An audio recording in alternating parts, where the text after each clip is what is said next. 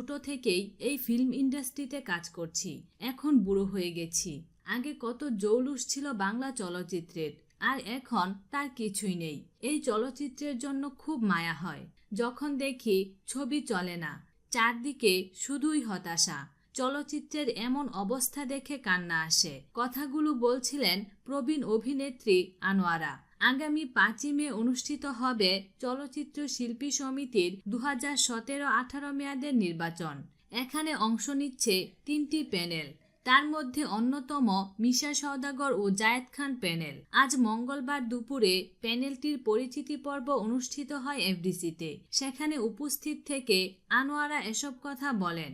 তিনি বলেন, মানুষ দেখা হলে আমাকে বলে, আপা আগের বাংলা ছবিগুলো দেখি, কিন্তু হলে গিয়ে এখনকার ছবি দেখি না, কারণ এখন যেসব ছবি হয় তার অধিকাংশই মানহীন। কথাগুলো শুনে কষ্ট হয়। আনোয়ারা আরও বলেন, আর দর্শক ভালো ছবি নির্মাণ না হলে, ভালো পরিবেশ না থাকলে কেন ছবি দেখবে?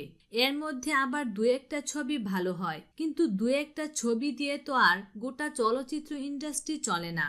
বক্তব্য দেওয়ার সময় আনোয়ারার পাশে ছিলেন চিত্রনায়ক রিয়াজ। তিনি রিয়াজের দিকে ইঙ্গিত দিয়ে বলেন, একদিন রিয়াজ বলেছিল চলচ্চিত্রে ক্যান্সার ঢুকেছে।